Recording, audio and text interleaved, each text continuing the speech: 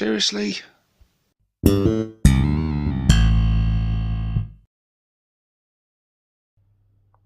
Hey guys, and welcome to another Orc Tactics video with myself, 6+ Stevo. In this one, we are taking a look at the sneakiest of sneaky gits, the Kommandos. These gits come in at 135 points for a unit of 10. Their statistics are as follows: movement 6 inches, toughness 5, save 5+, 1 wound, leadership 7, and an objective control of 1. And the boss knob has 2 wounds. So very standard Orc boy stat line, minus the objective control of course. But yeah, they're effectively boys, but these are sneaky boys, and they offer quite a few advantages over boys, while being considerably more expensive. Yes, these are 50 points more than a unit of boys, but they come with some various special abilities and lots of different special weapons to choose from, that could make those extra 50 points well worth spending. So, of all the cards we've gone through thus far, this is probably one with the most stuff to talk about, because they've got all sorts going on. Not to mention the fact that these are fantastically stunning, beautiful miniatures. I think some of the best recent sculpts that GW have done, and I know they're very popular amongst a lot of you out there.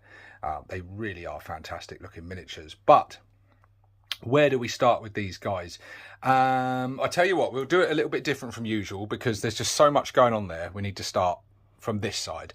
So the unit composition: you get 1 boss knob and 9 commandos, and every model is equipped with a slugger and chopper.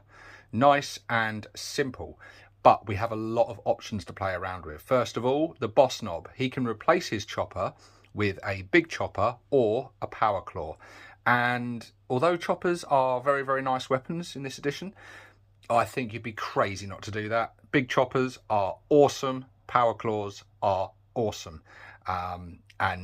Yeah, I think you'd be crazy not to do that, unless you really had some specific thing you wanted to do with this unit. Yeah, so since you've already paid the points for them, you may as well have them. And then up to 2 commandos can each have their slugger and chopper replaced with 1 special commando shooter and 1 close combat weapon.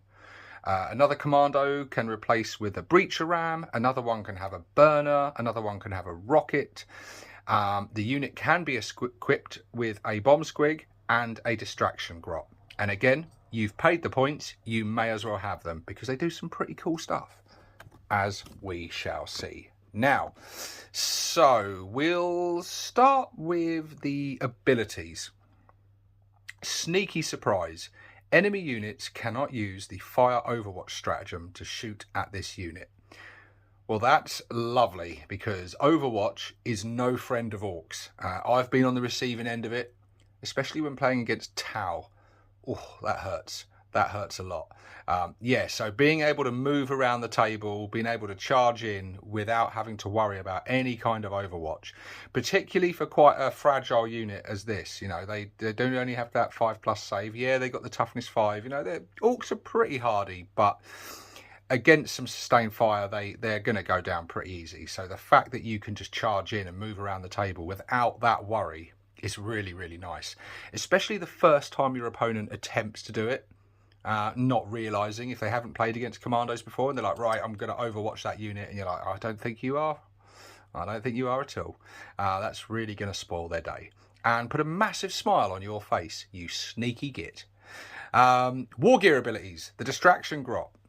Once per battle in your opponent's shooting phase, before making a saving throw for models in this unit, you basically use the distraction grot, and then he's finished with. But what you get is a 5+ invuln save, so they've got that baked in, which is really nice. So no need to be have no custom force field or anything. You've got your distraction grot in there, he's baked in, you've paid for it.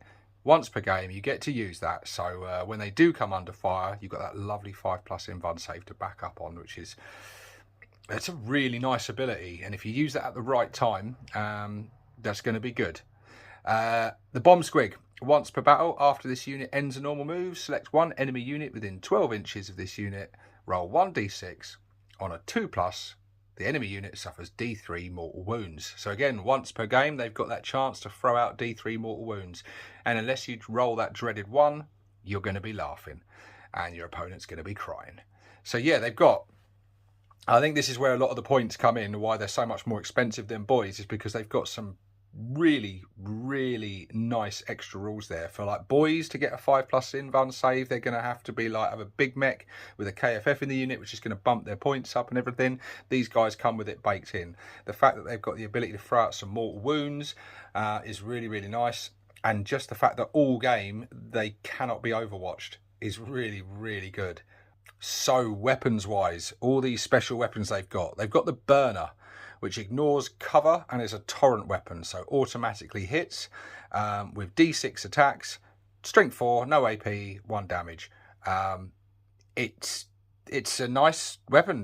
Burners are good. Auto hitting is always good, especially when you're relying on Ork ballistic skill. So yeah, the burner is a solid choice and a weapon I think would pretty much be an auto include. The special commando shooter has a special rule, rapid fire 2, 18-inch range, 4 attacks. It's a custom shooter. It's literally a custom shooter. 4 shots, within 9 inches it's 6 shots. All very standard stuff. Decent amount of DACA, no AP, nothing really to write home about, but it's nice to have that extra DACA in there. And it's going to be a lot better than a slugger. However, you are going to lose your chopper. So dependent what you're planning to do with these guys, I would say it might actually be worth consideration not putting them in. If you want to get stuck into combat with these guys, you might want to drop that and just stick with sluggers and choppers. Then we've got the rocket launcher, which is a blast weapon.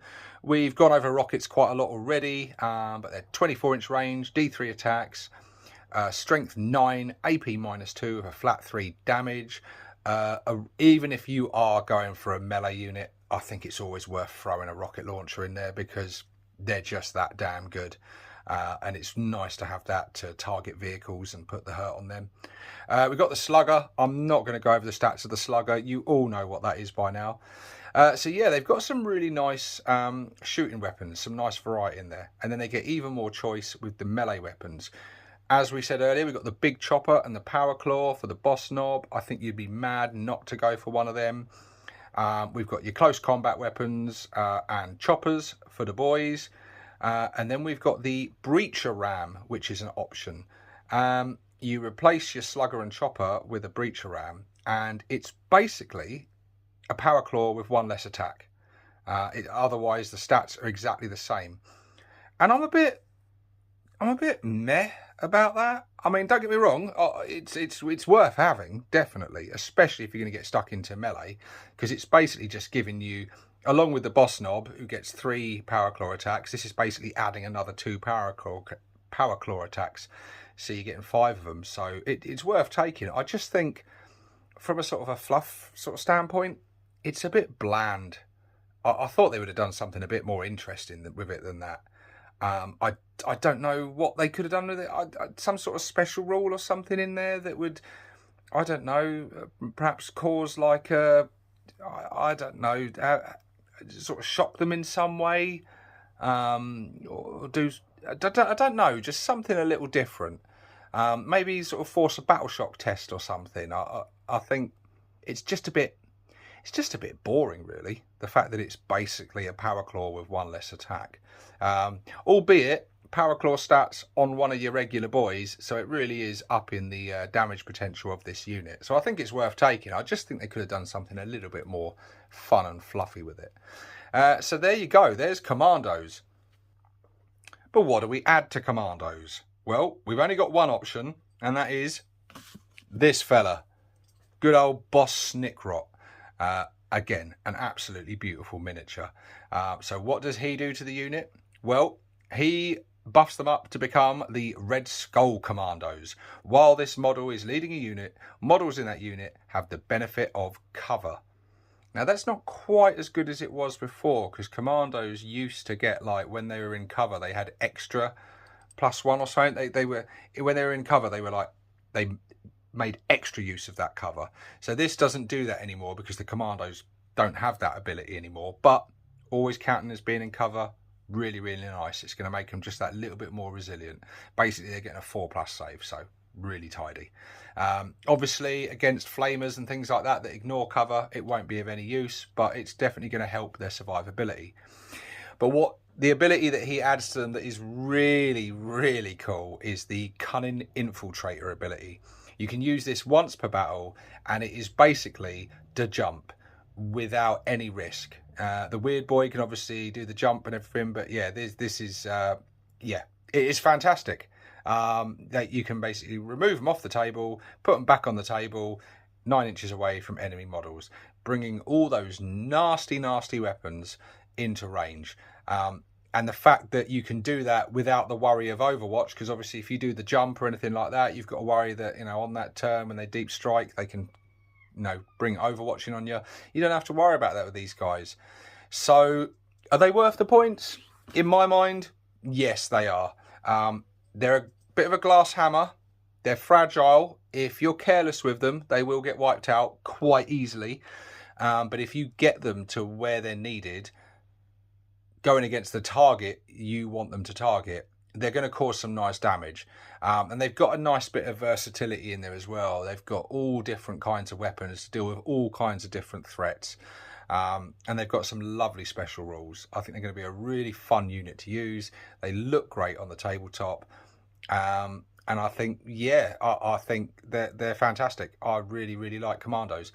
A bit on the expensive side. And they could get killed and, you know, not do anything. It could happen, but that's a risk you take with every unit, really, isn't it? I think they're worth the points. And I think they're just going to be great fun. Yeah, especially with that cool looking distraction grot on the bomb squig. Awesome unit. But there we go, guys. Let me know what you think in the comment section below, what you think of Kommandos. Do you like all the fun, fluffy rules they've got? And do you plan to use them in your games? Do you plan to use Boss Snickrot with them? And what strategies and tactics have you plotted with your Sneaky Gitz? But that's it. That is it for Orc Infantry. We are done. We've worked through all of them now. And I'm pleased about that because I'm quite excited to start talking about some other types of units. There's been some units in here that I'm really, really eager to talk about.